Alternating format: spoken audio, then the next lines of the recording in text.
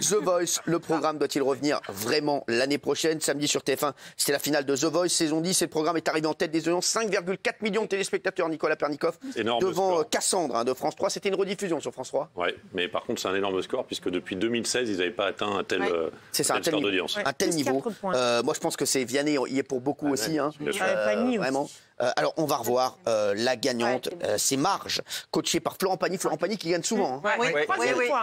Qui a remporté cette 10e saison. Elle devance Jim Bauer, qui était pourtant le grand favori de cette édition, en récoltant 68% du public. Regardez sa prestation plus sa victoire. Regardez.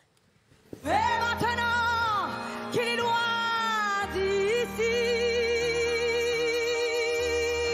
en passant toute sa je me dis, and I feel this pressure, I feel this weakness, I break out to the emptiness and I want to forget. Et The Voice 2021 est marqué avec 68% de vos suffrages. Bravo Marguet.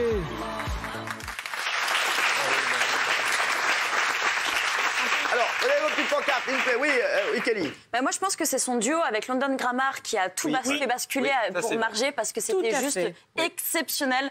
On avait vraiment l'impression qu'elle faisait partie du groupe et elle a été merveilleuse. C'était mieux que la fille. Alors, oui, avec Anna Reid, tu as raison. Ouais. En revanche, je vais vous dire, elle a chanté Mon Vieux, j'ai trouvé une catastrophe. Catastrophe. Ah, on est d'accord. Et je l'adore. Hein. Moi, je suis pas du tout d'accord qu'elle ait gagné. C'est un inédit de Cassandre. Hein. Pas une Oui, c'était un inédit. Oui, merci. Ouais, on s'en fout. Mais c'est- Est-ce que vous avez vu comment il a dit ça? On s'en fout. Alors, oui. Non, alors, je suis c'était une désolé. catastrophe. Mon vieux. Ah, une catastrophe. Catastrophique. J'ai détesté. Mais moi aussi, j'adore cette chanson. Mais moi aussi, il n'y avait pas d'émotion. J'ai failli appeler Daniel Guichard. Parce que c'était trop une performance vocale Ouais, et elle n'était exact. pas dans l'émotion de. Ouais, il n'y avait pas d'émotion. Mais vous êtes chanteur, vous, peut-être? mais c'est un ressenti. Mais non. Un ressenti.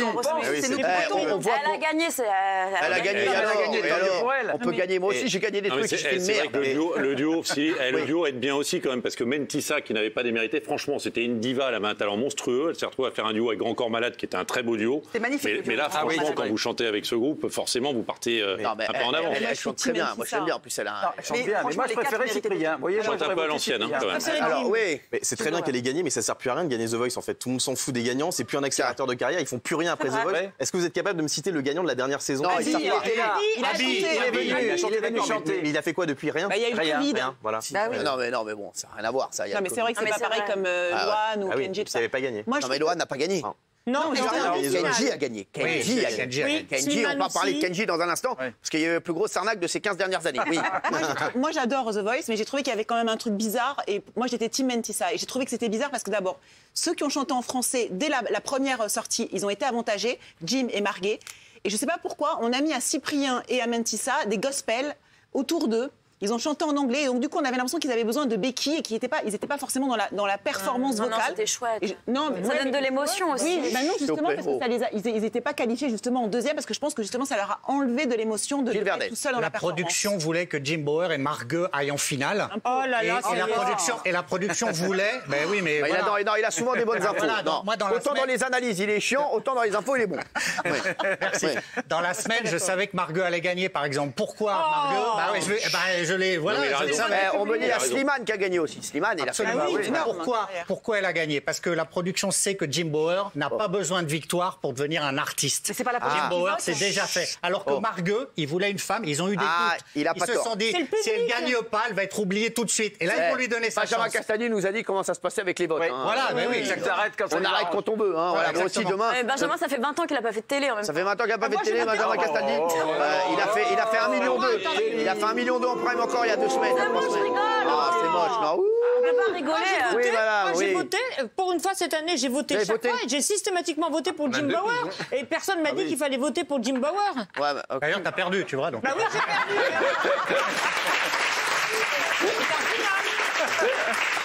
C'est vrai qu'elle a perdu. Oui, Après, Géraldine. Marguet, elle a une très belle histoire malgré tout. Elle vient de Madagascar. Elle a essayé 5 fois de participer à The Ouais, elle est Voice. C'est la sympathique. 5e fois. Et elle est au chômage parce qu'elle travaille au Futuroscope de Poitiers. Elle était en CDD, donc elle a été dégagée à cause C'est de une la belle crise du histoire. Covid. Et je trouve que c'est quand même une belle histoire. Oui, Steve, vous. Moi, The Voice, ça m'a perdu après la deuxième édition. Sans balai, quoi. Bah, en fait, ce que j'adore, moi j'étais étonné que ça fasse autant, mais je pense qu'il n'y avait rien d'autre samedi soir. En fait, il y avait le confinement cette saison aussi. C'est vrai qu'il y avait... il a raison, il y avait le confinement. Et il y avait l'effet aussi Vianney. Comme des savates. Il y avait l'effet Vianney, la nouveauté, les gens sont heureusement qu'il y a c'est les battles, en fait. C'est trop long, c'est chiant. Non, moi, je suis plutôt Nouvelle Star, parce qu'au moins, il y avait les rires, il y avait les casseroles, il y avait tout le monde, on rigolait. Mais là... C'est mort, ça aussi. The Voice, c'est... Je suis pas d'accord. The Voice. Oui. Mais moi, non, n'oubliez pas le jury, parce que c'est le jury aussi qui tient l'émission. Bien sûr. Beaucoup. Moi, je pense que le jury a beaucoup fait. Moi, je n'ai rien à redire sur chacun des 4 membres du jury, parce que je les ai tous trouvés dans leur registre formidables. C'est-à-dire Marc Lavoine, le pleureur magnifique, Amel Bent, la rigolote sympathique, Vianney qui était tout le temps sur sa chaise, il ne savait pas s'asseoir, Florent Pagny, impeccable de rectitude. Donc chacun dans son registre, moi je les ai trouvés tous les 4 formidables. Florent Pagny, le taulier quand même. Le score de la finale est pas mal, mais souvenez-vous, les émissions avant, c'était pas ouf. C'était aux alentours des 4 millions. Et The Voice, rappelez-vous qu'il y a 6 ans, ça faisait 10 millions. Ça faisait pas 5 millions, ça faisait 10 millions. Alors, les chéris, juste, il y a eu une Darka. L'événement samedi dans The Voice, c'était la prestation de mon Kenji, que j'adore, un vainqueur de la saison 3 en 2014. À cette occasion, la chaîne a voulu faire une prouesse technologique en le faisant chanter grâce à un hologramme. Ils n'ont pas arrêté de vendre le truc jusqu'au bout, mais à l'arrivée, c'est archi ripou. Vous allez voir, en plus, la Darka, c'est qu'ils amènent un hologramme. C'est pas le gars, il est à Los Angeles. Non, il est là. Le gars, il est dans les coulisses. Frère, fais-le venir lui, que tu te fais chier. Non, mais sans rigoler, que tu t'emmerdes. Qu'est-ce que tu t'emmerdes? Alors, sur les réseaux sociaux, il y a eu des vannes exceptionnelles. Non, mais qui a eu cette idée super gênante? Kenji après le vaccin. C'est exceptionnel. Mais regardez, moi, quand j'ai vu la part de Kenji, non, mais franchement, c'est une farce. Mais pourquoi ils ont fait ça? Pourquoi? Regardez. Kenji Girac nous a également préparé une petite surprise. Vous allez voir, ne ratez pas ça, c'est une première en France. C'est assez spectaculaire, on ne l'a jamais fait dans The Voice. Moi, j'avais jamais vu ça. C'est au top. Évidemment, on pleure un peu pour mieux s'aimer. C'était une première. C'est impressionnant, les amis. Franchement, non, bravo. C'était de la merde. Franchement, je vous autorise à dire nique ta mère. Franchement. En plus, il y a eu plusieurs plans du réalisateur où justement on voyait plus, il y avait rien. On voyait bien qu'ils étaient tout seuls. Donc là, le réalisateur a complètement raté les plans, je peux vous dire. Mais même l'hologramme de Mélenchon était mieux. Bah justement, on a vu une prestation, regardez, c'est pas la seule, regardez. Alors où suis-je? À Lyon? Et maintenant, à Paris.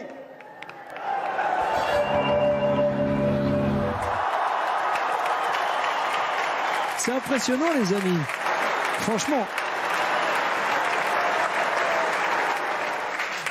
C'est trop drôle. Non, mais, franchement, c'est incroyable. Pourquoi ils ont fait ça? Non, mais c'est le truc le plus ripou de monde. Parce que c'est la grande mode du moment, mais ils n'ont pas mis assez d'argent, donc c'est complètement raté. Puis surtout, ils racontent pas d'histoire autour de ça. Ils auraient dû faire un artiste mort, ils auraient dû mettre Michael Jackson. Ça, c'est intéressant, un hologramme. Mais là, avoir Kenji qui est dans les studios, ça n'a aucun intérêt. Parce qu'en plus, il était dans le studio, c'est ça le truc. Dans les coulisses, Non, mais c'est une Darka. Même Kenji, il a dû dire pourquoi ils ont fait cette merde. Je vais venir, oui.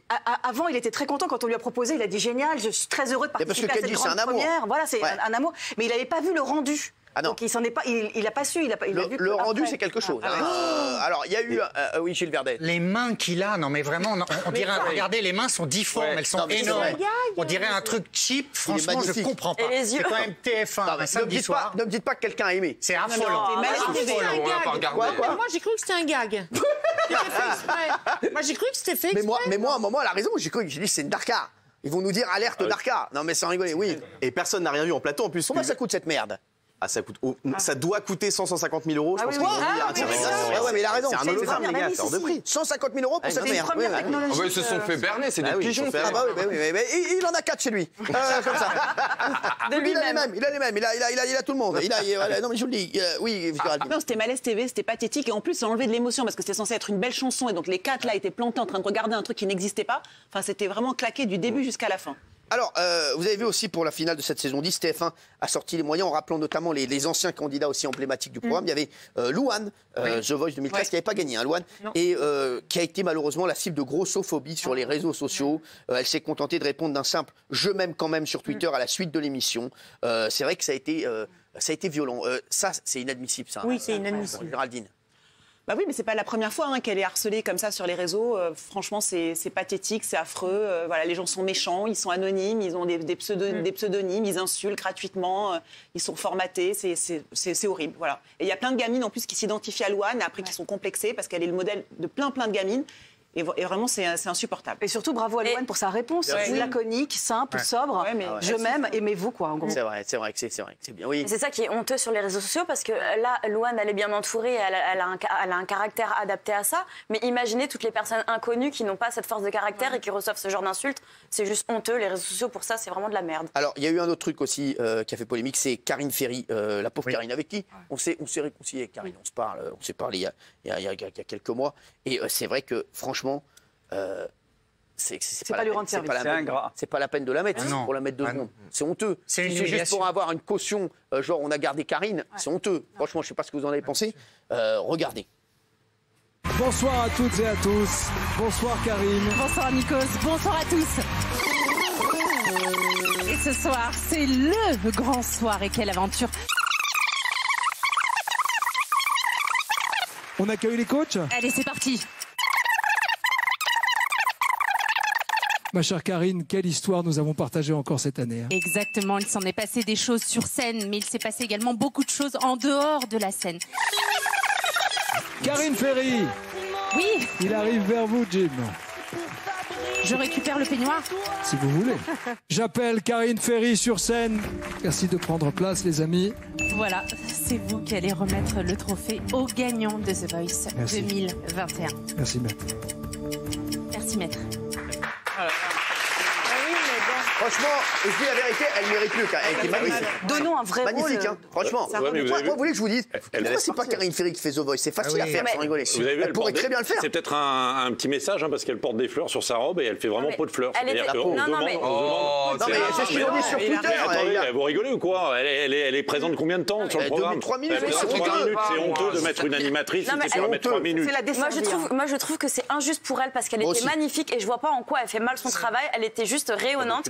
Et en plus, il y a eu un coup de massue à un moment donné vers la fin parce qu'Indila lui a dit j'ai pas l'honneur de vous connaître. Elle ne la connaissait absolument pas. Et quand c'est la présentatrice, c'est vrai que ça la fout mal. Donc toutes les personnes, ça amène à la moquerie et c'est nul. Franchement, c'est honteux. Je trouve que vraiment, c'est honteux de la part de TF1. Non, mais toujours les duos, c'est extrêmement difficile. Oui, mais bon. Alors, il est vrai que Nico. Non, mais là, c'est pas un duo, justement, mais c'est extrêmement difficile. Et là, c'est une caution pour TF1. Mais la pauvre, elle peut dire que 2-3 mots. Elle y est pour rien, la pauvre. Elle devrait arrêter d'elle-même. Non, mais sauf que nous, on veut pas que les chaînes féminisent les antennes de cette manière-là. C'est-à-dire, c'est irrespectueux pour les femmes. On veut pas d'une parité comme ça. On veut pas une discrimination positive comme ça. Donc, je trouve que un vrai rôle pour une TF1 n'est pas à la hauteur du rendez-vous par rapport à la féminisation des antennes. C'est une humiliation. Et franchement, j'ai trouvé que Nico, c'était pas sympa non plus, parce qu'il aurait pu lui dire bah non, c'est vous qui donnez le vainqueur. Je trouve qu'il l'a cassé encore plus. On sait qu'ils veulent l'écarter, mais qu'ils l'écartent officiellement, qu'ils lui disent. Moi, je vous dis que Karine Ferry, s'il l'écarte, elle va trouver du travailleur. Je pense que c'est non, mais à mon avis, ils la sortent là. Ils sont en train de la sortir. Ce sera pas l'année prochaine, clairement. C'est pour lui. Et je l'ai trouvé magnifique. Oui, je l'ai trouvé très magnifique. Elle le fait bien. Et surtout que c'est à Nikos normalement de lui donner ce statut. C'est à Nikos de lui donner la parole. C'est à Nikos de la mettre en valeur. Même lui, s'il n'a pas envie de le faire, il devrait faire semblant pour plaire aussi aux gens et montrer qu'il est là pour elle. Non, il n'a pas fait semblant. Il l'a broyé. Il voulait la broyer. On va regarder ce qu'en pensent les téléspectateurs. The Voice, le programme de oui, 33% non, à 67%. Je pense que l'année prochaine, ça va être compliqué pour The Voice. Je suis un petit peu d'accord avec les téléspectateurs.